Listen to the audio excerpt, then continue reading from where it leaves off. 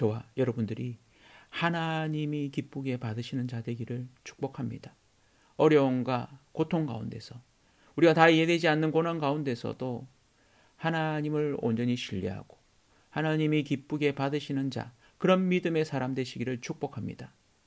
더 기쁜 설교, 오늘은 욥기 14장 13절부터 17절 말씀으로 고난을 대하는 방식이라는 제목으로 말씀을 나누겠습니다.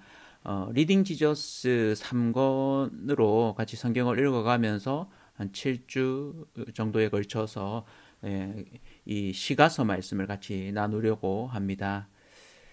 고난을 당해 보셨나요? 너무 당연한 질문일 수도 있겠는데 열이면 열 다 있다고 할 겁니다. 어린 아이들이라고 또 청소년들이라고 또 노년이라고 없다고 생각하면 오산이죠. 애기들을 이렇게 보면 애기들이 배고프다고 이렇게 울기 시작하면 우리 애들도 그랬는데 혹은 기저귀에 똥 쌌다고 울어대는 걸 보면 온 힘과 전인격을 다해서 웁니다. 빨리 여기 와서 날 봐달라고, 젖달라고, 기저귀를 갈아달라고. 그 녀석에게는 그것이 큰 고난인 것입니다. 오늘 욥기 말씀의 한 부분으로 같이 나누고자 합니다. 여러분들이 바이블 프로젝트에 있는 욥기 영상을 지혜문학의 마지막 편으로서 한번 참고해서 보시기를 추천드립니다. 링크를 걸어두겠습니다. 욥기는 동방의 우스라는 곳에 사는 의인 욥이 당하는 고난에 대한 이야기입니다. 그는 하루아침에 7 아들과 3 딸이 다 죽었습니다. 가축들과 모든 재산을 다 잃었습니다. 그뿐 아니라 그의 몸에 악성 종기가 나서 손으로 이렇게 피가 나도록 긁다가 이걸 더 견디지 못하고 기왓장이라고 일종의 돌이죠. 그걸로 긁어가지고 고통 가운데 있습니다. 머리를 다 깎고 제 가운데 있었습니다. 아내가 그런 그에게 이렇게 말합니다. 욥기 2장 9절이죠. 그의 아내가 그에게 이르되 당신이 그래도 자기의 온전함을 굳게 지키겠느냐? 하나님을 욕하고 죽으라. 참담하죠. 여러분 이런 상황이면 어떻게 했습니까? 뭐라고 말하기 힘든 상황입니다. 각자의 고난은 각자에게 가장 힘듭니다. 군대가 아무리 편해졌다고 해도 군대에 들어간 이들은 힘들다고 말합니다. 욥과 친한 친구 3명이 와서 7일 밤낮으로 그의 곁에 앉아서 침묵하며 있어줍니다. 욥기 2장 12절 13절이죠.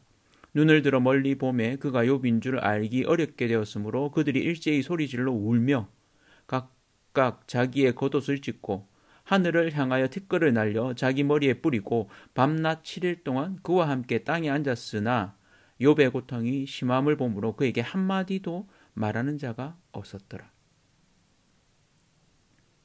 친구들이 욥과 함께하는 모습을 보입니다. 그러다가 욥이 한탄을 합니다. 자신이 태어나지 않았더라면 더 좋았겠다라는, 차라리 엄마 젖이 없어서 죽었으면 더 나았을 것이라는 그런 연거푸 깊은 한숨을 쉬면서 한탄을 쏟아냅니다. 친구들이 듣고 있다가 기다렸다는 듯이 한마디씩 조언을 합니다. 그 조언의 주 내용은 네가 이런 고난을 당하는 이유, 원인이 있다는 겁니다. 우리가 알지 못하는 잘못을 범한 게 있지 않냐고, 다른 데에다 말하지 않을 테니까 솔직하게 털어놔 보라고 이야기를 하죠. 소위 인과응보라는 자연의 이치를 말하는 겁니다.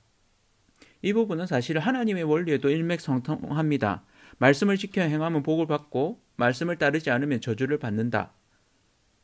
신명기 4간이죠. 신명기에서 말하는 부분입니다.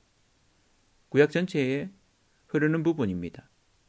어떻습니까? 우리가 소위 일이 잘못되면 원인을 찾으려고 하잖아요. 무엇을 잘못해서 일이 그렇게 되었는가 스스로에게 묻고 그 원인을 찾습니다. 잘못된 부분을 고쳐서 이 고난에서 벗어나려고 합니다. 우리 역시 그렇죠. 뭔가 일이 잘못되면 우리 자신의 잘못은 없는지 자신을 살피고 실수한 건 없는지 왜 그러한지 원인과 이유를 밝히려고 하죠. 아니 땡 굴뚝에 연기 나랴라는 속담이 있죠. 결과가 나왔으면 원인이 있다는 겁니다. 그것이 기본적인 우리의 이해입니다. 우리의 고난, 이 고난이 왜 왔는지, 나의 잘못은 없는지 자신을 살펴야 합니다. 내가 잘못한 것이 있다면 고쳐나가면 되죠. 그런데 그게 아니라면 어떨까요? 욥의 고난에는 일반적으로 적용되는 인과율의 법칙과는 차이가 있다는 것입니다. 그를 향해서 욥기 1장 1절에는 의인이라고 분명하게 평가합니다. 우스 땅에 욥이라 불리는 사람이 있었는데 그 사람은 온전하고 정직하여 하나님을 경외하며 악에서 떠난 자더라.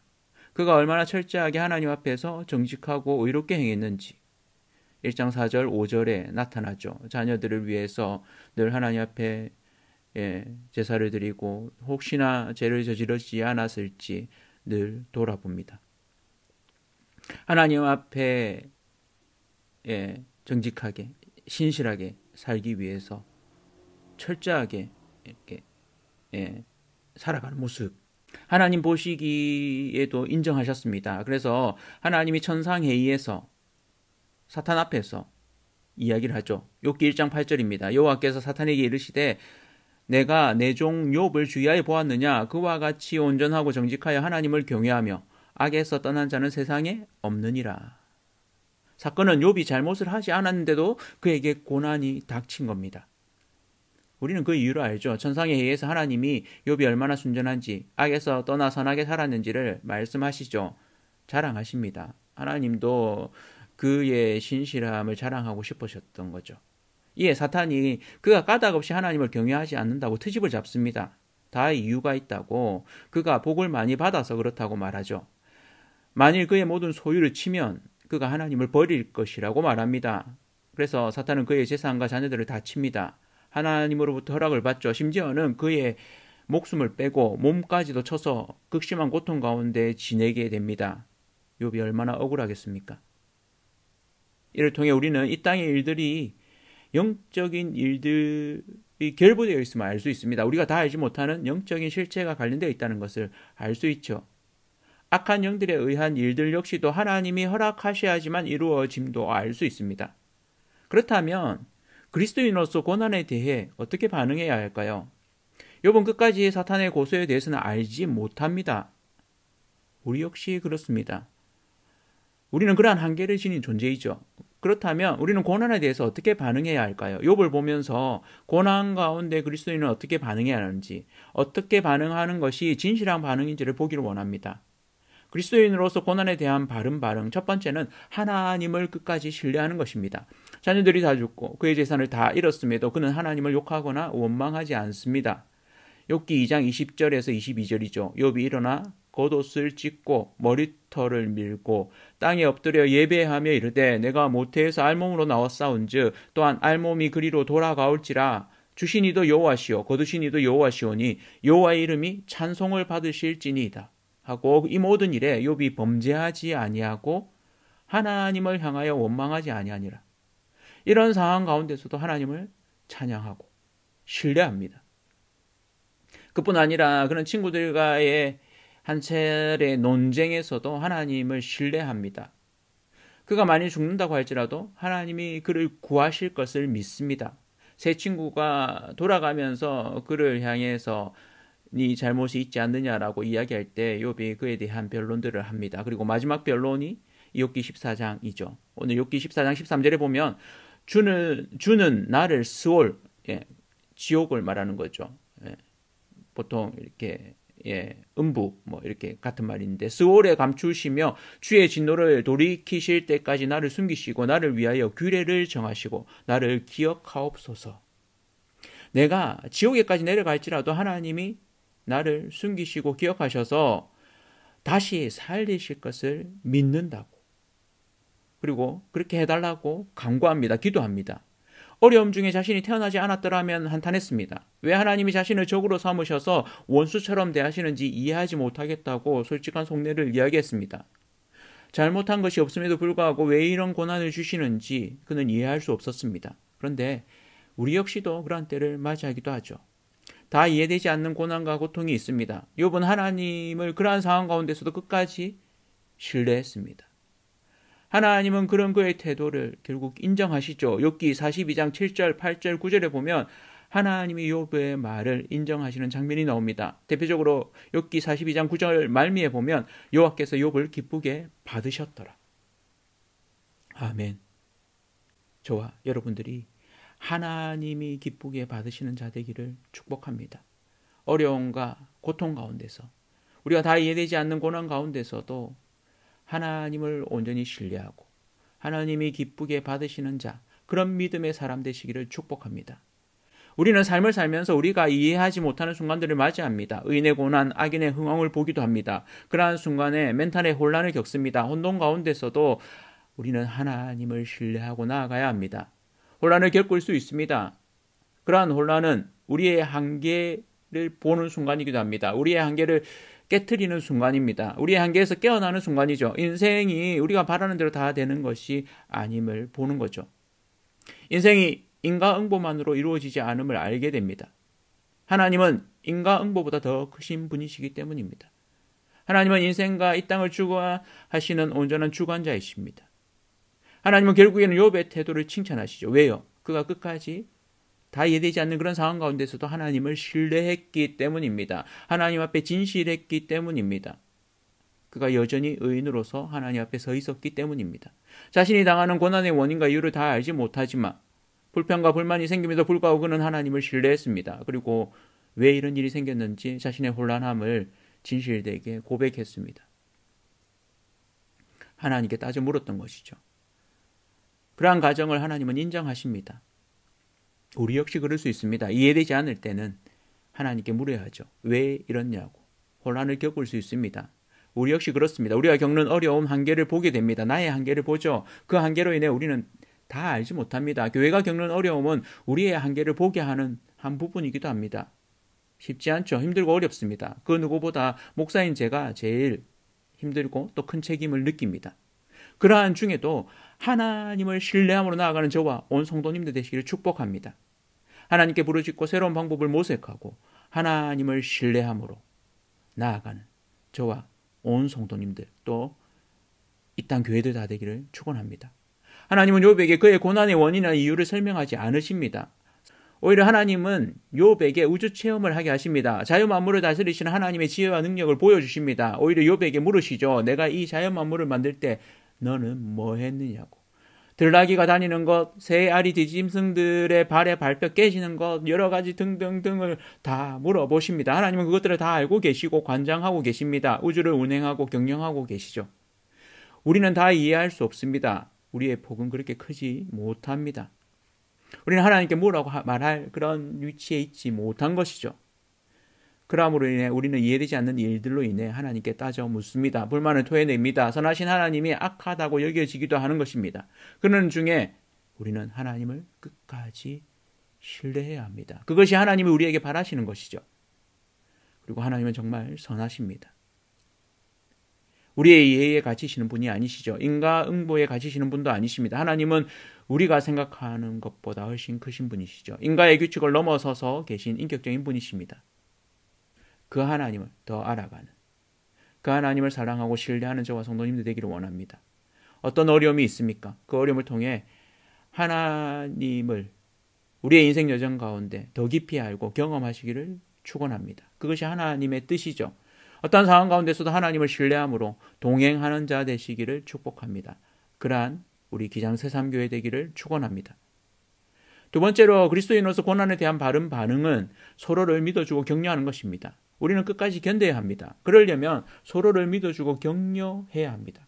무언가를 시히 가르쳐서 깨달아지지 않는 연약함이 있죠. 인간이 그렇습니다. 내가 다 안다라고 생각하는 것은 교만일 수 있습니다. 섣부른 판단은 오히려 위로가 되지 않습니다. 책망이 되죠. 아픈 부위에 소금을 붓는 격이 됩니다. 친구들의 반응이 그러한 것입니다. 모든 사람은 자신의 한계 안에서 보게 됩니다. 자신이 다 안다고 쉽게 생각합니다. 그로 말미암아 욥의 세 친구들은 처음에는 침묵했지만 일주일간 같이 참 잘 있어 주었습니다. 그러나 이후 욥이 자신의 날들을 한탄하자 한마디씩 하죠. 너에게 뭔가 잘못한 일이, 우리가 알지 못하는 일이 있을 것이라고 추정합니다. 추측을 통해서 욥의 잘못을 알려고 합니다. 드러내라고 합니다. 오히려 확정하려고 합니다. 욥이 친구들의 충고를 듣고는 말합니다. 욥기 12장 2절 3절에 너희만 참으로 백성이로구나. 너희가 죽으면 지혜도 죽겠구나. 나도 너희같이 생각이 있어 너희만 못하지 아니하니 그 같은 일을 누가 알지 못하겠느냐. 욥은 오히려 고난 가운데 매몰되지 않았습니다. 그런 상황 가운데서도 자신을 제3의 눈으로 보고 있습니다. 자신의 고난이 이해가 되지 않기 때문입니다. 친구들의 반응 역시도 이해를 하고 있습니다. 자신이 친구였어도 얼마든지 그런 말씀은 할 수 있다고 말합니다. 혹시 우리는 어떻습니까? 옆에 있는 사람의 고난에 대해 너무 쉽게 속단하지는 않습니까? 너무 섣부른 말과 판단으로 인과율의 법칙에 의해서 그를 판단하지는 않습니까? 평가하지는 않습니까? 하나님의 자리에 앉지는 않습니까? 내가 하나님인 것처럼 말하지는 않습니까? 오히려 그로 인해서 그 친구들이 잘못을 하고 있는 것입니다. 하나님으로부터 핀잔을 듣습니다. 오히려 속죄를 드리고 회개하라고까지 말씀하시죠. 욥기 42장 8절입니다. 그런즉 너희는 수소 7과 순양 7을 가지고 내 종 욥에게 가서 너희를 위하여 번제를 드리라. 내 종 욥이 너희를 위하여 기도할 것인즉 내가 그를 기쁘게 받으리니 너희가 우매한 만큼 너희에게 갚지 아니하리라. 이는 너희가 나를 가리켜 말한 것이 내 종 욥의 말같이 옳지 못함이라.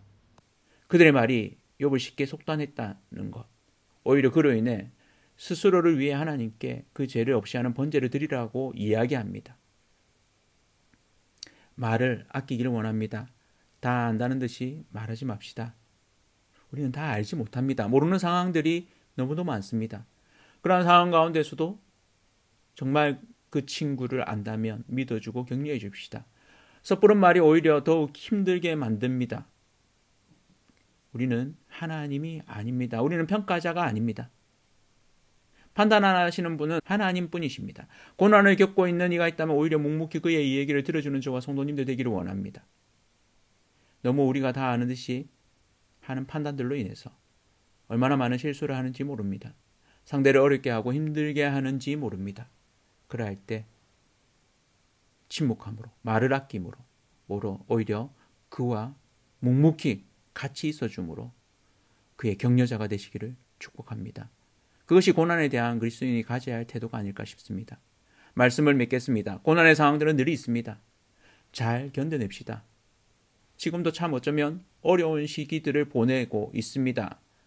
그런 이들이 많을 겁니다. 그런 교회들이 많을 겁니다. 이런 상황 가운데서도 하나님을 끝까지 신뢰함으로 하나님을 더 깊이 경험하시는 저와 온 교회들 되기를 축원합니다. 그리고 그렇게 힘든 가정을 겪고 있는 이들 옆에서 잘 있어 줍시다. 함께하는 자가 진정으로 사랑하는 자입니다. 서로 사랑하는 공동체가 된다는 것은 그만큼 어렵습니다. 그러나 그냥 그렇게 있어 주는 것, 그것이 진정한 힘임을 믿고 매일매일 힘든 이들 옆에서 있어 줄 수 있는 그런 믿음의 사람들 다 되시기를 축복합니다.